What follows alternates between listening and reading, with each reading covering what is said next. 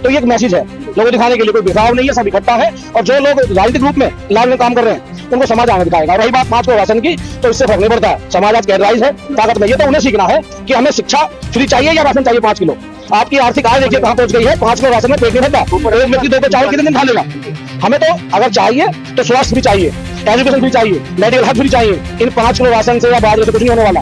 और देश को समझना पड़ेगा कि जब तक इस देश में तुम्हारी भागीदारी तय नहीं होगी, चाहे आपको 10 किलो 20 किलो राशन दे दो, वो हमारे लिए पूरा नहीं। एक बात कहा करते थे, वोट हमारा राज तुम्हारा, नहीं चलेगा नहीं चलेगा। लेकिन आज बहुजन समाज अपने वोट के अधिकारों को क्यों नहीं समझ पा रहा, क्यों नहीं अपने वोट का अच्छे से। बहुजन समाज है वो अभी भी कहीं ना कहीं कंफ्यूज हो रहा है। आप समझ सकते हैं कि 2 पार्टियां चल रही हैं, इधर जाना चाहिए उधर जाना चाहिए। नाम नहीं लूंगा, आप इस चीज से जानते होंगे। तो युवा क्या करे? देखो बहुजनों को तो एक ही पार्टी है। समाज का भी आरोप रहता है कि जब बहुजनों पे अत्याचार होता है, कोई पीड़न होता है, तो वहाँ बहुजन समाज पार्टी थोड़ी देरी से पहुंचती है। इस पर क्या कहना है? आप इंश्योर कर सकते हैं कि युवा शक्ति दल कभी राजनीतिक पार्टी नहीं बनाएगा या कभी खुद नहीं? मैं बिल्कुल स्पष्ट कहने वाला।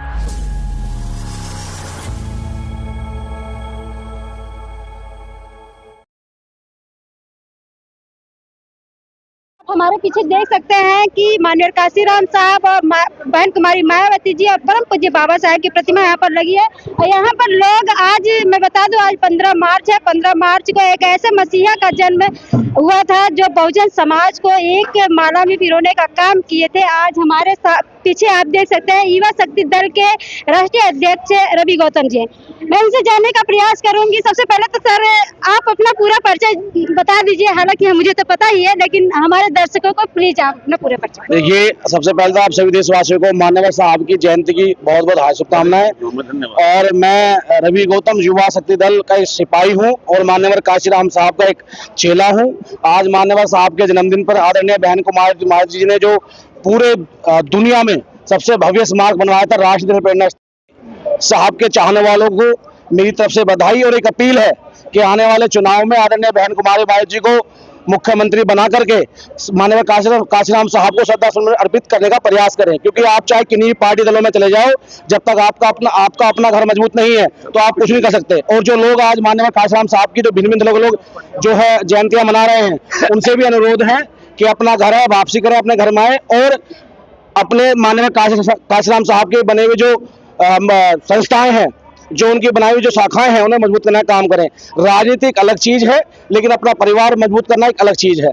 तो ये सच्ची जो श्रद्धा सुमन होगी माननीय साहब को, अगर हम उनके बनाई हुई शाखाओं को, उनके बनाए हुए संस्थानों को अगर हम बचा पाते हैं और आने वाली पीढ़ियों को दे पाते हैं। साहब पंजाब में जन्मे, छोटे से जिले में जन्मे, लेकिन पूरी दुनिया में साहब को माना जाता है। और जो आज साहब के बनाए हुए इसको खत्म करने का काम कर रहे हैं, लेकिन आज भी उनकी मजबूरी है कि आज उन्हें साहब को नमन करके ये मैसेज दे दिया कि बाबा साहब के बाद अगर कोई महापुरुष है इस देश में जो बहुजनों को इकट्ठा करने का प्रयास किया, वो माननीय काशीराम साहब है।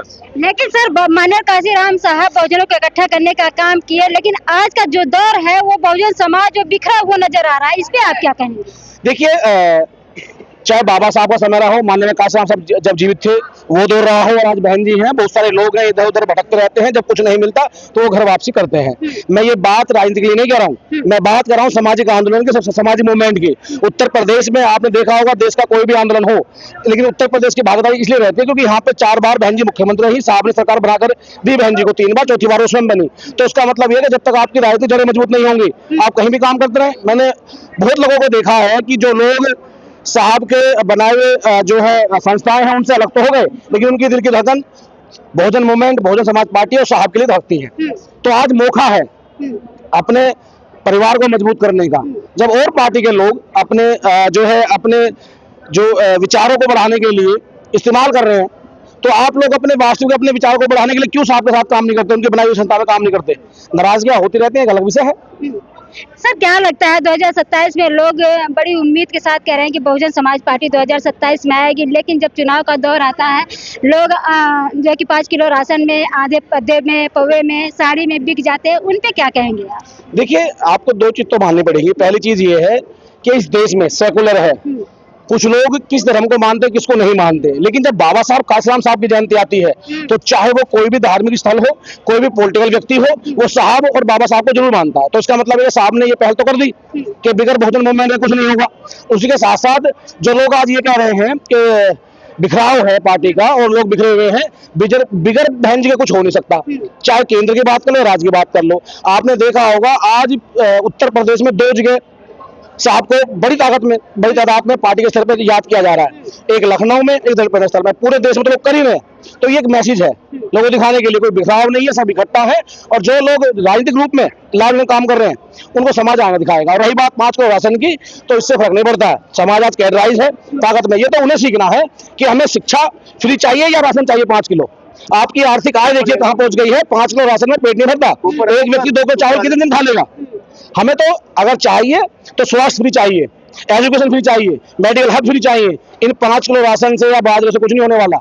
और देश को समझना पड़ेगा कि जब तक इस देश में तुम्हारी भागीदारी तय नहीं होगी, चाहे आपको 10 किलो 20 किलो राशन दे दो, वो हमारे लिए पूरा नहीं हो सकता। माननीय काशीराम साहब जी एक बात कहा करते थे, वोट हमारा राज तुम्हारा नहीं चलेगा, नहीं चलेगा। लेकिन आज बहुजन समाज अपने वोट के अधिकारों को क्यों नहीं समझ पा रहा, क्यों नहीं अपने वोट का अच्छे से नेतृत्व कर पा रहा? देखिए, चाहे बहुजन समाज पार्टी रही हो या और अन्य दल हो, जिन्होंने साहब काशीराम साहब की बात करी है वो सत्ता में पहुंचे हैं। और मैं आज कह सकता हूं, चाहे केंद्र में या राज्य में 50% से ज्यादा, चाहे वो किसी जाति मजहब के लोग हो, वो माननीय काशी साहब की बनाई हुई फैक्ट्री से निकले हुए लोग हैं। चाहे MP MLA हो, तो बिखराव नहीं है। कुछ लोग स्वार्थी हैं जो बिक जाते हैं, उनकी कोई गिनती नहीं होती। जो लोग आज खड़े हैं वो प्योर कैडराइज लोग हैं, मिशन 24 कैरेट वाले, जो साहब के लिए, बाबा साहब के लिए और बसपा के लिए समर्पित है। मैं कोई पार्टी का वक्ता नहीं हूँ, लेकिन ये मेरे दिल की आवाज है। भले मैं राजनीति कहीं भी करूँ, ये अलग विषय है, लेकिन हमारे दिलों में बहुजन मूवमेंट माननीय काशीराम बाबा साहब रहेंगे। तो मैं फिर पुनः आप सभी को बधाई देता हूँ। एक सवाल और है, समाज है, जो बहुजन समाज है वो अभी भी कहीं ना कहीं कंफ्यूज हो रहा है। आप समझ सकते हैं कि 2 पार्टियां चल रही हैं, इधर जाना चाहिए या उधर जाना चाहिए। नाम नहीं लूंगा, आप इस चीज से जानते होंगे। तो युवा क्या करे? देखो, बहुजनों की तो एक ही पार्टी है, BSP है, बहुजन समाज पार्टी है। बाकी जो लोग इधर उधर बिखरे हुए हैं वो अपना निजी स्वार्थ देख रहे हैं। भाई अगर देखो, आपने बहुजनों की बात करी है, तो बहुजनों की एक पार्टी है BSP। बाकी लोग इधर उधर बिखरे हुए हैं वो अपना देखेंगे, और जब बिखरोगे तो पिटोगे, जाहिर सी बात है। और जो और लोग बात करें, कहीं कुछ है नहीं। मैंने बहुत सारे लोग देखे, उनसे बात होती है, वो काम कर रहे हैं, वापस आ रहे हैं, मौका नहीं मिलता। तो थोड़ा सा मैं कहूंगा कि बहन जी को बहुत बड़ा दिल करना चाहिए। अगर बहन जी और बड़ा दिल कर ले तो 27 छोड़िए, 29 में बहन जी को PM बना लेंगे। ये समुद्र भरा समाज है, ये काशीराम साहब ने तैयार किया है।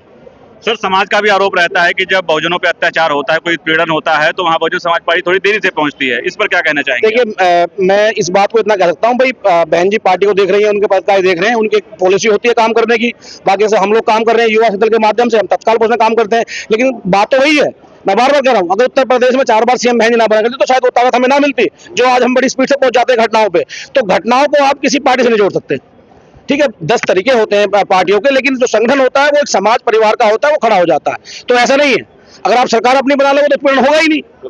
मैं बार बार कह रहा हूँ, भले ही मैं राजनीति कहीं भी कर सकता हूँ, लेकिन जो हमारी धड़कन है, जो हमारे दिल की आवाज आती है, वो बहुजन मूवमेंट के लिए आती है, साहब काशीराम के लिए आती है। लेकिन सर, अगर ऐसे ही संगठन बनते रहेंगे तो फिर एकजुटता कैसे आएगी? देखिए, मैं आपसे फिर कह रहा हूँ, समाज संगठन आप और बना लो, कोई आपत्ति नहीं है, लेकिन पॉलिटिकल पार्टी मत बनाओ।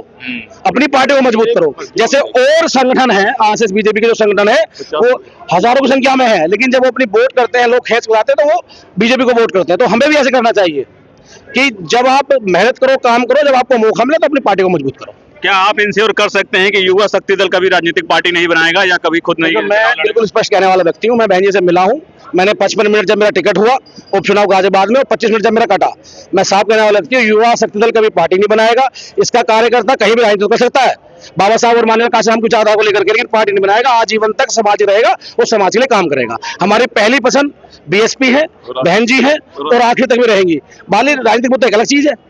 बाकी बर्मन भाई तो साथ खड़े हमारे, ये बताएंगे, बहुत सच्चे सिपाही है। सर, आज जो है कि सपा और कांग्रेस भी माननीय काशीराम साहब की जयंती मना रही है, इसके पीछे कोई बड़ा हाँ है, आप थोड़ा सा खुशी की बात है। ये छोड़ के बाप भी मनाएंगे, ये साहब काशीराम साहब की देन है। जिस समाज को कभी ये लोग सीधी आंख नहीं देखते, तब इनकी मजबूरी है। बाबा साहब को कांग्रेस ने खिड़की बंद कर दी कि अम्बेडकर घुस ना जाए, वो सीट पाकिस्तान में भेज दी, और आज ये जयंती बना रहे हैं। एक नहीं, 1000 बार बनाएंगे। अभी आप रुकिए, ये तो बाबा साहब को पूजेंगे भी। ये तो कहेंगे बाबा साहब काशीराम विष्णु के अवतार है। हम तो कहते मनाओ, पूजो। जिस दलित से बदबू आती थी, जिस दलित को कभी आपने जाने नहीं दिया, तो ये ताकत समाज की है, ये ताकत कैडर की है। 1000 बार मानेंगे, लेकिन ये समाज गुमराह नहीं होगा, ये वोट हाथी पे करेगा। तो साथियों, आपने देखा, आज हम दलित प्रेरणा स्थल पे थे और युवा शक्ति दल के जो संगठन है उसके राष्ट्रीय अध्यक्ष थे रवि गौतम जी। उनसे हमने आपकी बातचीत करवाई है, और पार्टियों को लेकर भी कई सारी बातचीत है, राजनीतिक मुद्दों पे भी हमने बहस किया। उसको लेकर आपकी क्या प्रतिक्रिया, आप हमें कमेंट सेक्शन में जरूर बताइएगा।